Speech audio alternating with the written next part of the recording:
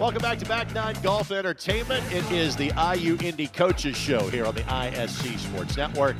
For the winter sports, we are hitting the home stretch. For the spring sports, we're already underway. We're talking a couple of different sports today on the program. Women's tennis will kind of cap off the show for us, but the men's basketball team just had their best win of the season on the road at Youngstown State on Saturday. Today is, in fact, game day. One of the preseason league favorites in Milwaukee is in town. They play at the Jungle at 6:30. We'd love to see you in person. If not, you can watch it on ESPN+.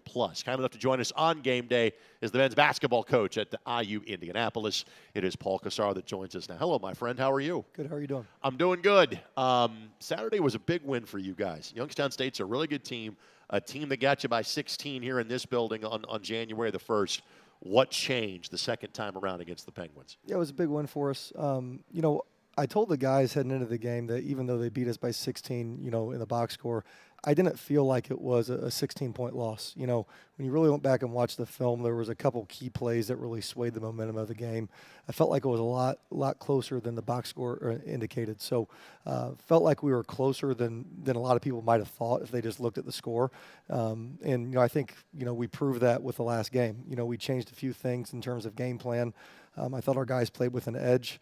They responded from a not-so-good performance a couple days prior, and I'm just proud of how we came together on the road. Well, there's a lot of guys you could point to. Let's talk about Deshaun Good. He was named the Horizon League Freshman of the Week for a third time this season. Mm-hmm. Just what has his debut campaign been like for your team? He's really blossomed. And the nice thing about Deshaun is he's a mismatch problem for other teams, because he can play inside, he can play outside, and that's really hard for other teams' bigs, because in our league you have some traditional bigs and you have some smaller bigs, and Deshaun's kind of that guy that against other teams, footers, he can take him outside, and then they put 6'6" guys on him, he can take him down low. So we've been able to kind of make other teams pick their poison, and Deshaun's been that guy that he's very few guys in our league. I think we're going to see a guy on Saturday, and Brandon Noel might be the only other guy in the league like Deshaun that can really do both. I would say that about all three of your primary bigs, though, is that Keenan Garner, who will join us in the next segment of the show, he frankly has played more of a ball handler this year for you than I saw him play at Fishers High School a season ago. And Sean Craig has turned into quite the three-point shooter for you. So my guess is that versatility is something you're looking for when you're recruiting guys of that size? Yeah, versatility is key, because, the more positions you can play, obviously it makes it tougher on the other team to, who they're going to match up against. And I like playing bigger lineups. As this program, blossoms, and, I'm here for many years, you're going to see us. I eventually want to get to a point where we're playing, 6'6" and taller across the board.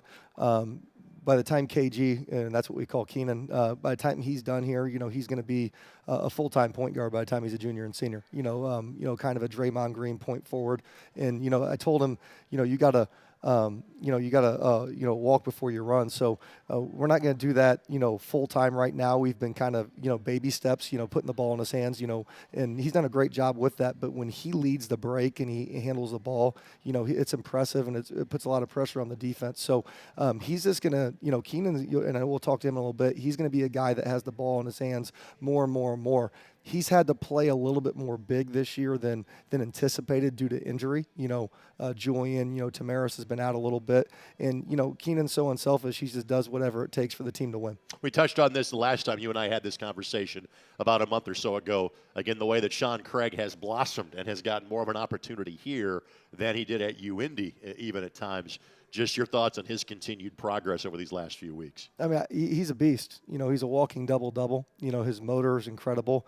He's a great three-point shooter. And, I think people are realizing he's also really good at taking people off the bounce. He's that prototypical guy that he's either going to get to the bucket and get a layup, or he's going to get a catch-and-shoot three. He doesn't really live in the mid-range a whole lot. He's a very efficient player, and he knows my system. He's been with me 3 years. So I think he's a model for a high-efficiency player that you're going to get close to a double-double on a given night. And he's a very cerebral player. And he's just been I'm biased. I've said this several times. I think he's without question an all-league player. If you look at his numbers, he's been one of the most consistent players on a week-by-week basis in our league. All right, so today is game day. Normally, you're not doing a coach's show on game day, so A, I appreciate you doing that. B, what is game day like for you? What's kind of the normal routine you have on a game day? Well, I wake up about 4 a.m. every single day, so that doesn't change. So I get up, I put together my play card in the morning, watch a little bit more film, kind of go over some stuff. But I come in later on game days. That's my morning. Once my son wakes up, I kind of play with him in the mornings on game day because I don't see him much in the week. And then I always get on the treadmill, get a workout in at home. I like to go brain dead for a couple hours, so I watch a Netflix show and get on the treadmill. That kind of resets me. I come in a little later. I print my play card, do little things around the office. And I'm here today. When we leave here, we'll go to our game day practice. But typically, it's coming in, kind of doing some miscellaneous things before game day practice. So that's kind of my typical game day routine. I know a lot of coaches, once you get to February, maybe you try to shorten things down a little bit because you have put in a lot of work. And frankly, you put in a lot of miles on the tires. And your team, like virtually everybody else, there's some cuts and some scrapes and some dings and some bruises and things like that. Do you approach this month any differently, knowing you are now 1 month away from the conference tournament? Yeah, we've scaled back, our practices in terms of length and intensity a little bit. We've had to, especially because we're dinged up. We don't have the bodies, to go as long or as hard. And my 5th year as a head coach, this is probably, without question, the most scaled back I've ever done it. I haven't had much of a choice, but that's what you have to do. You have to adapt. And, it's been good for us. I think our guys have responded. I think we've put together some good basketball over the couple weeks. I don't know what the next couple weeks entail. That kind of depends on how healthy we are. Sure. So my answer to you might be different 7 to 10 days from now than it is from today. I think it's a constant evolution about where your team's at and how you're playing. All right, let's talk about Milwaukee again. Give me another close loss to them. You played them all the way back at the end of December. What do you take from that first meeting in Milwaukee and try to apply to tonight? I mean, they're very talented. You look on paper, 1 through 10. I think, man for man, they might have the most talent. If you're picking 10 for open gym in our league, I mean, they're impressive in terms of how they can put the ball in the hole and their athleticism. You have to slow down famous folks. He's an incredible point guard. He's a true floor general. They really like to get up and down in transition, so I think controlling the pace of the game is really important. We have to really pick our spots. When we get stops, we have to get out and run. We're really good in transition when we do get stops, but we also have to make sure that we're slowing them down and we're not making a constant up and down game. We have to really, really dictate the pace of the game and pick and choose our spots. And then we got to rebound. Stillwell's a really good rebounder. Faison Fields is a really good rebounder. So dominating the defensive glass, when we are a little undersized and we're banged up at the big spot. All right, so a couple quick things and then we'll let you go. Let's go back to the last home game. 91-80, the loss to Purdue Fort Wayne. I frankly don't want to talk about the game. I want to talk about the fact that there was like 40 former players that were there, yep. And I know that you made very much a real effort to include those guys in as much of game day and after the fact as possible. What was that day like for you? That was really special. I'm the new guy. I'm still meeting people, but that was really cool for me because I'm a Jaguar now, and and that's who I am. And for me to meet Metros, Jaguars, and to learn more about our history and to meet alumni. I want to learn more about our history and alums to feel comfortable to come around and get to know me, to have all those folks in the locker room before the game and support our players. We need that atmosphere. We want our alums around, and that's how we're going to build this program up is with support and connectivity. So I think that was a great start moving forward. Final thing, 7 regular season games left to go, and then however long the Horizon League tournament and or potentially postseason games will take you. Just overall, how do you feel about where you are about 2/3, 3/4 of the way through season 1 on the IU Indy campus? Well, I definitely think we've changed the narrative of the program. Yep. From the day I got the job to now, I'm really proud of our guys. We've earned respect, not only in our city and our state, but nationally with Division I basketball. People respect our program. We've won more games already than a year ago, and that's important. But, everyone respects Jaguar basketball, and these guys are playing their butts off. You know, and it's more than just basketball. It's how they're going about their business in all facets. And, you know, we're not done. We're just scratching the surface. Now, we're not satisfied either. You know, we're not even near where we want to be, but it's a great start. It's a great start and something to build on, and we're just going to keep chipping away and build this thing up. I know you got a lot bigger fish to fry today, so I'll let you get to it. Thank you, Coach, and I'll see you in about 5 hours or so. Thanks a lot. Head Coach Paul Corsaro of the IU Indianapolis Jaguars, one of his three-man freshman class, one of the two here from the Indianapolis area. Keenan Garner, although KG has quite the story to tell before he got to Fishers High School. We'll talk about that when we come back. It is the IU Indy Coaches Show. We are live at Back 9 Golf Entertainment. Back in just a moment on the ISC Sports Network.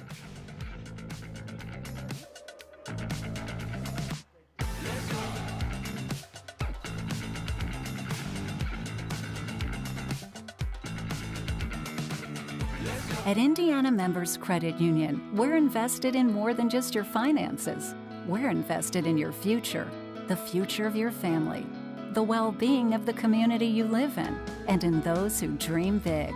Until those dreams become a reality, any bank can give you a loan or open an account. At IMCU, we care about more than just dollars and cents. We care about doing things that make sense. And investing in you makes good sense to us. This is the place that's skill built. Here, highly skilled physicians never rest in their pursuit to heal, to comfort, to cure. With these hands, you'll receive nationally recognized heart care and Indiana's most leading-edge cancer care. With these hearts, with these guts, with these brains, you'll find the highest level of care in the state. This is the hope that's skill built, and it's around every corner of Indiana University Health.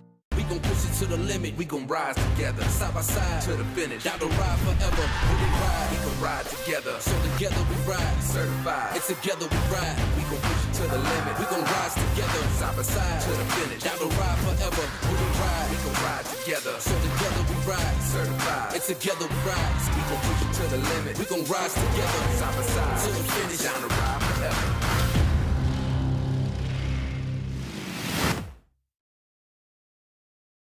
Listen up, all you golf lovers. Looking for a private course for yourself or your company? Problem solved. Indy's Eastside Hidden Gem and Pete Dye's first 18-hole design is Maple Creek Golf and Country Club. Visit maplecreekgc.com today.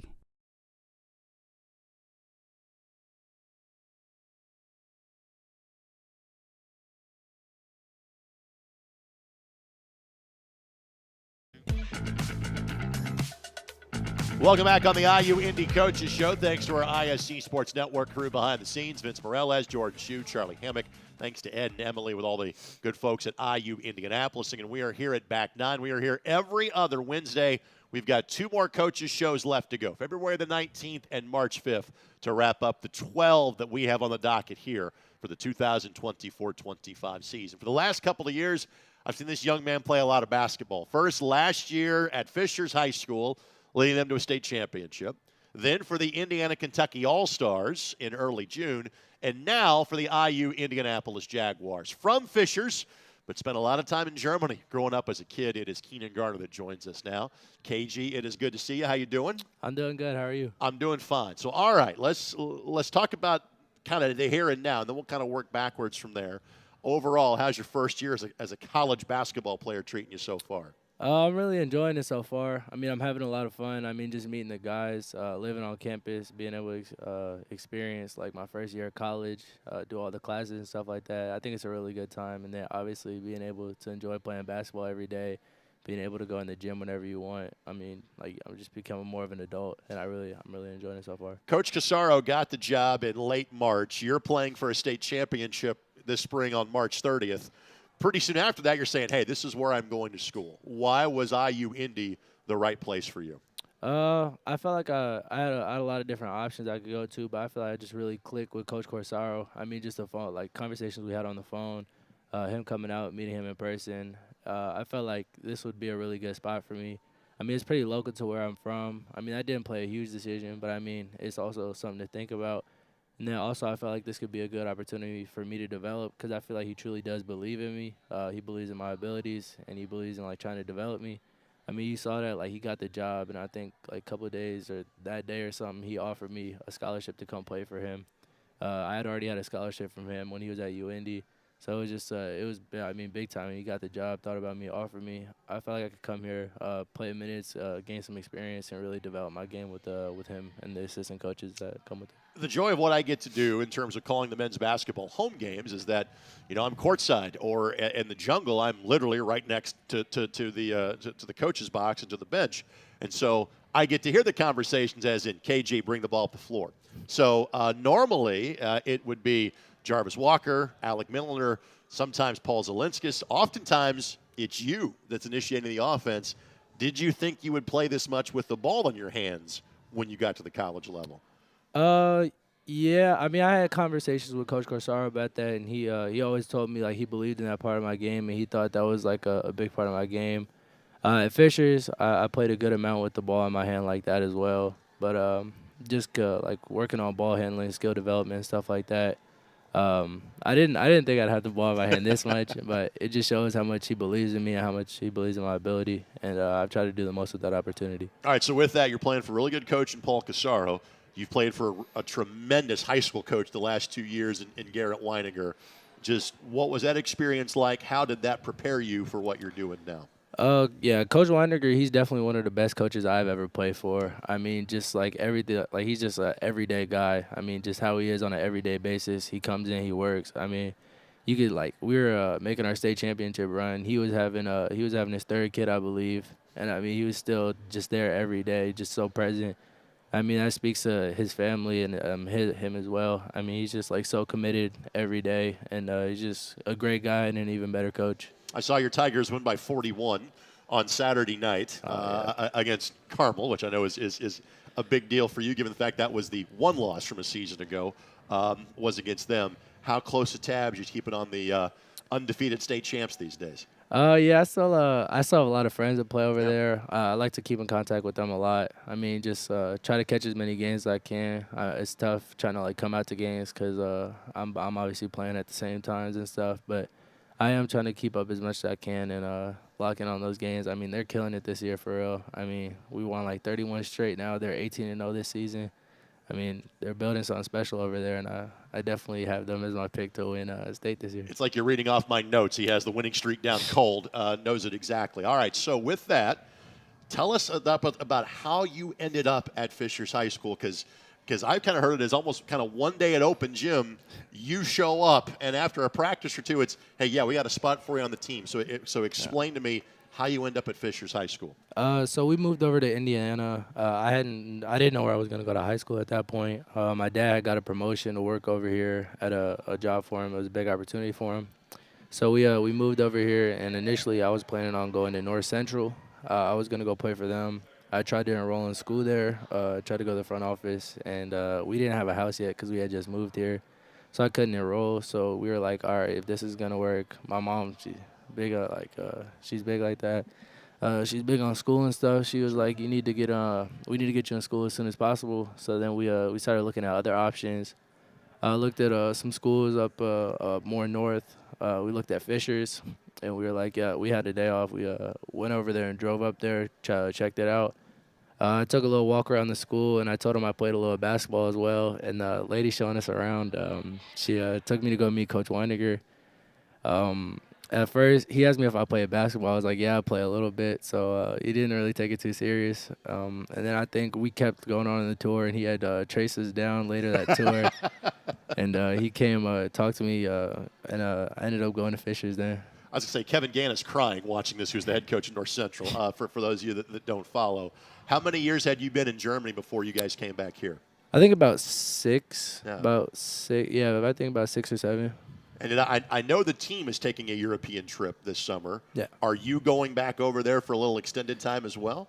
I hope to. The German national coach, he was at one of our games here recently, and just in communication with him about playing in the U19 World Cup for Germany or the U20 Eurobasket. So that's something I want to do, and I'm going to continue to communicate with him on that. So even though an American citizen, because you spent enough time over there, you're eligible to go play over there, correct? No, my mom's actually a German citizen, and I got dual citizenship through that. So again, it's your life. It's what you've lived, but your life experience is so much different than so many of your other teammates.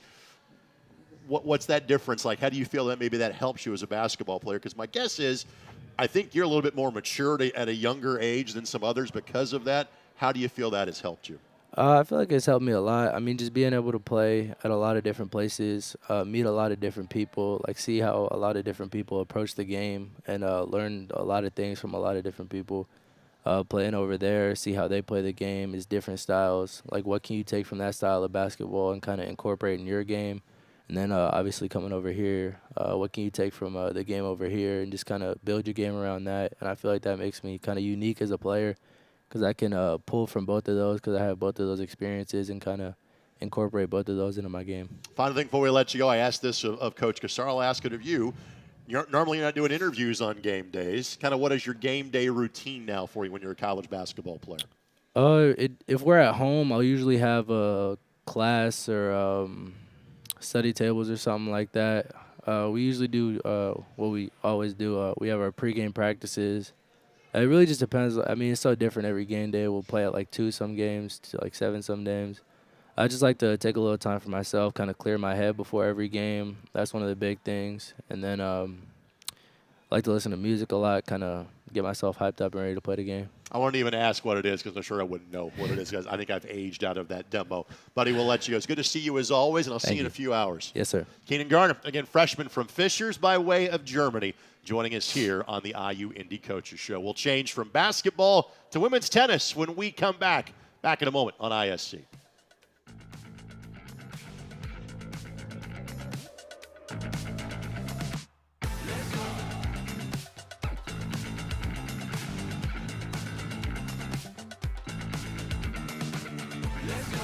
This is the place that's skill built. Here, highly skilled physicians never rest in their pursuit to heal, to comfort, to cure. With these hands, you'll receive nationally recognized heart care and Indiana's most leading-edge cancer care. With these hearts, with these guts, with these brains, you'll find the highest level of care in the state. This is the hope that's skill built, and it's around every corner of Indiana University Health. At Indiana Members Credit Union, we're invested in more than just your finances. We're invested in your future, the future of your family, the well-being of the community you live in, and in those who dream big. Until those dreams become a reality, any bank can give you a loan or open an account. At IMCU, we care about more than just dollars and cents. We care about doing things that make sense. And investing in you makes good sense to us. We're Citizens Energy Group, and we're here for you. We're your local utility provider and your neighbors. We take care of our customers while connecting to what matters. We are committed to providing safe, reliable services and making our community a better place to live. At Citizens Energy Group, we're all citizens. We gon' push it to the limit, we gon' rise together, side by side to the finish. Down the ride forever, when we ride, we gon' ride together. So together we ride, certified. It's together we ride, we gon' push it to the limit. We gon' rise together, side by side to the finish. Down the ride forever, when we ride, we gon' ride together. So together we ride, certified. It's together we ride, we gon' push it to the limit. We gon' rise together, side by side to the finish. Down the ride forever.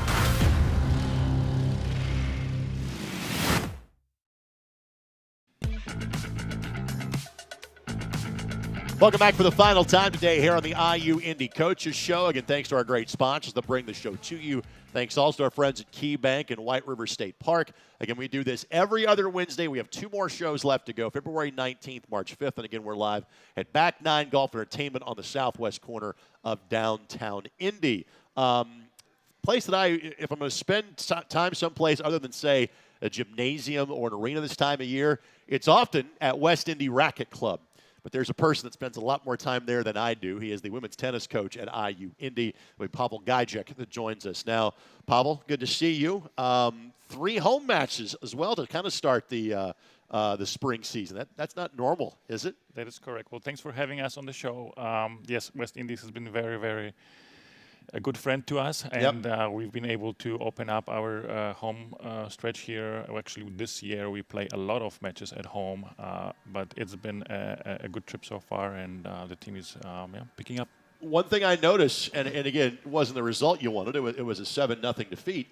But rare is it that a Big 12 team is going to come play you in your building. How did you get Colorado to come to Indianapolis and play you last weekend? As a program, we're trying to expose our players to different type of competition, and always bringing a Power 4 or Power 5. I don't know how it is right now. It changes up a little bit, but to have a team of that caliber at home, it's for a program like us, it's always very beneficial. I spent a lot of time with the Power 5 conferences at Baylor, at Purdue, in my previous coaching positions.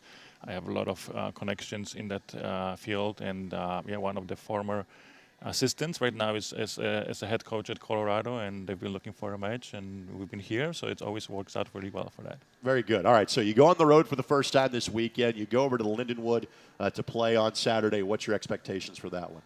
As continue get better, our girls have been improving from match to match. Although maybe the results are a little bit skewed one way, but we have them in every single match competing and getting better. This is a little different program we develop. We have a very young team. If we don't have any seniors or graduate players on the team, so we're starting up.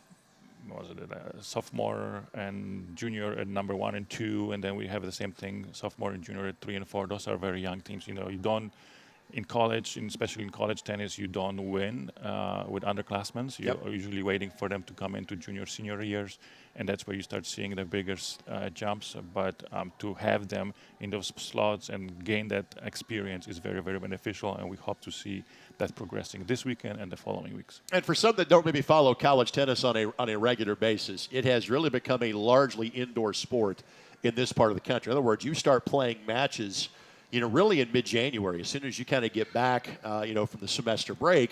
But what that means is that you're playing primarily weekends. Students aren't missing class time. It is really very, I wouldn't say easy, but it's easier to balance the books and training, correct? That is correct. Tennis and college tennis usually plays on the weekends, Fridays, Saturdays, Sundays. Occasionally we might have a midweek match, but it's going to be in the evening. It is indoors. Horizon League is actually mainly indoors only, just because of our location. I think we are the only team with outdoor courts, which is very, very different, just kind of coming in. But, with our players being mainly from Midwest, we have 2 actually from the city of Indianapolis, and in the next few years we will increase that number.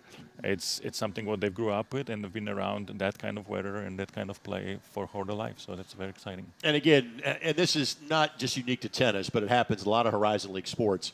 You can almost kind of reset your record before you get into conference play. So conference play for you really doesn't get going until the end of March. So what is it like to kind of have a 2.5-month build-up to get ready for league play here in this spring season? I think tennis is very unique. This year, NCAA has actually changed and divided us in 2 seasons. So we have a fall season, which is ending up with the NCAA singles and doubles tournament, where in the previous years we had singles and doubles following teamed competition, which was in May.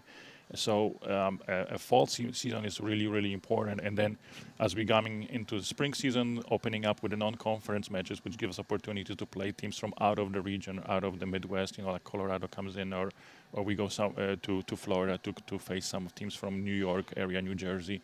Those different opportunities, different type of players, gaining experience, gaining and improving on the court. And then, once we come back from spring break, end of March, that's where the conference opens up. Sometimes a little bit awkward because it might be 85 degrees outside, but we got to go indoors. Again, that's very unique to our league. But it gives us a kind of, I call it a 4 quarters type of a season. When it's fall, then there's a non-conference, and then we have a conference, and then we have a postseason. And hopefully we are performing the best in the 3rd and 4th quarter for us. That sounds good. All right, 6 league matches starting March 29th. League tournament is the last weekend in April, and it's up, I believe, at the University of Michigan this year. It's on April the 27th. It's a championship. Why do I know that? I'm the one lucky enough to call it on ESPN Plus each and every year. Chicago State won the league last year. How do you feel you match up against the other Horizon League teams this year? I think we're better, better spot than we were last year. We were much deeper. I think we added a little bit more depth in the back, and those players are developing. Everybody who played last year is a year older, more experienced. So we look forward to it. I'm very excited how we're progressing. I'm very excited where we are right now. Again, I think as we embrace the progress and embrace the process, the results will come. And I've been doing this for a long time, so it's just sometimes we'd like to have a little fast forward button, and everything goes forward. I think every coach, I think Paul, the same thing with his program. But you just got to be patient. You just got to trust your players and trust the process and develop them, and the results will come. All right, folks, you got 2 chances in February to see the women's tennis team in action. Huntington from the NAIA ranks comes in for a match on February the 15th. That's a Saturday, 2 o'clock first serve, doubles point, then 6 singles courts. Then the following Saturday at 3, the Screaming Eagles of Southern Indiana will be in. Again, 3 o'clock is the first serve. Matches are played at West Indy on Guyan Road, just north of 38th Street. And obviously you can find out more when you log on to iuindyjags.com and click on the Women's Tennis tab. Pawel, thank you for the time, and I'm sure I will see you at West Indy very soon. Thank you so much. Appreciate it. Pawel Gajdzik, again, the women's tennis head coach at the IU Indianapolis. Thanks for joining us. Thanks to Paul Corsaro, Keenan Garner, and thanks to Ed and Emily behind the scenes. Again, the IU Indy men are in action tonight against Milwaukee, 6:30 at the Jungle. If you can't make it, turn to ESPN Plus and watch all the action. We'll be back here in 2 weeks for the next installment of the IU Indy Coaches Show. Take care.